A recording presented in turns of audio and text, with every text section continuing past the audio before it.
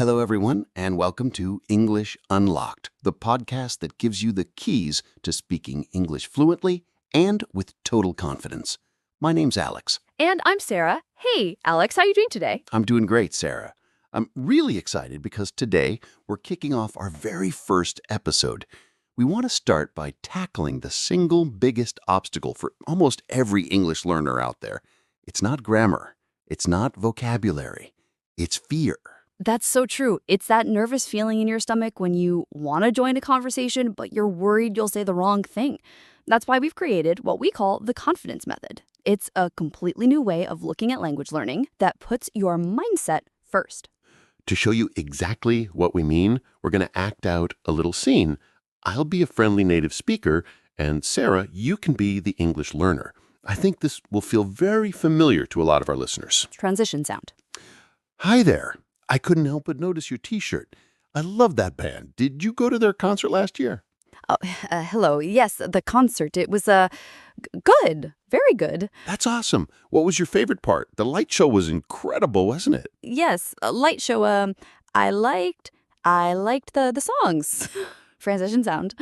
And that's the moment right there. Sarah, you could feel the panic. It's not that you didn't have an opinion. It's that the pressure to be perfect just froze you up. Exactly. And that brings us to the first, most important pillar of the confidence method. You must change your relationship with mistakes. For our entire lives, school has taught us that mistakes are bad. A red mark on a test means you failed.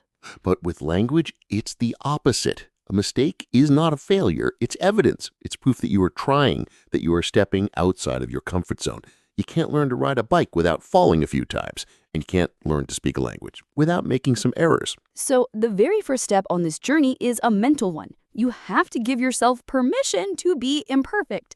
Tell yourself, my goal is to communicate, not to be flawless. Once you truly believe that, everything else becomes easier. It's a total game changer. Once you're not afraid of mistakes, you can move on to our second tip, which is a very practical one.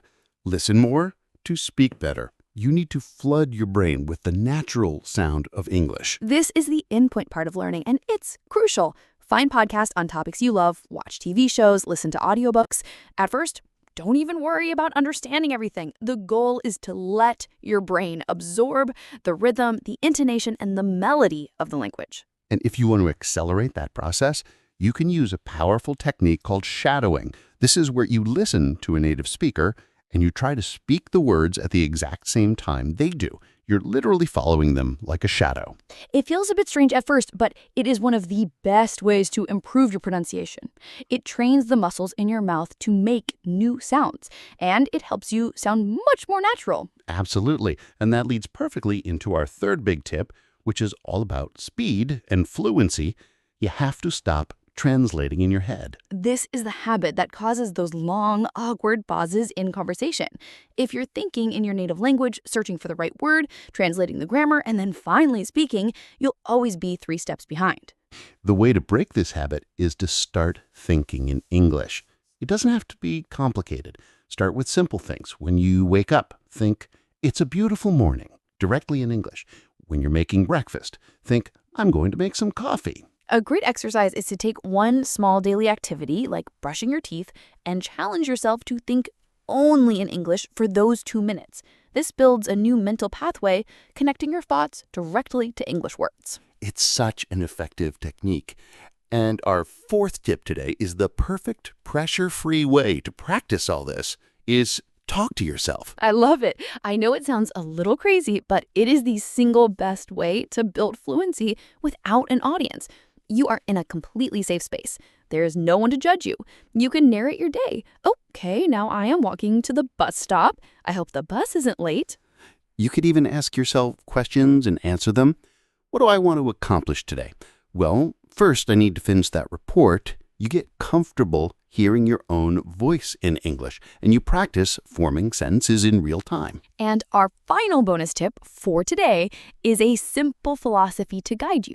Focus on connection, not perfection. When you're talking to a native speaker, their goal is to understand you. They are not listening for small grammar mistakes. That's so important. It's far better to say something with a small mistake than to say nothing at all because you were too afraid. Communication is the goal. Connection is the goal. Everything else is just detail. So to recap our 5 big tips from the confidence method. Embrace mistakes. They are proof you're learning. Listen actively, surround yourself with English, and practice shadowing. Think in English, break the habit of mental translation. Talk to yourself. Build fluency in a pressure-free zone. And focus on connection. Your goal is to be understood, not to be perfect. You don't have to master all of these overnight. Just choose one to focus on this week. That small step is how this incredible journey begins. Outro music fades in gently. That's all the time we have for today on English Unlocked. We truly hope this helps you feel more inspired and ready to speak. Join us next week where we'll be discussing some fun and easy ways to learn new vocabulary without using boring flashcards. Don't forget to subscribe wherever you get your podcasts. Until then, happy speaking. Outro music swells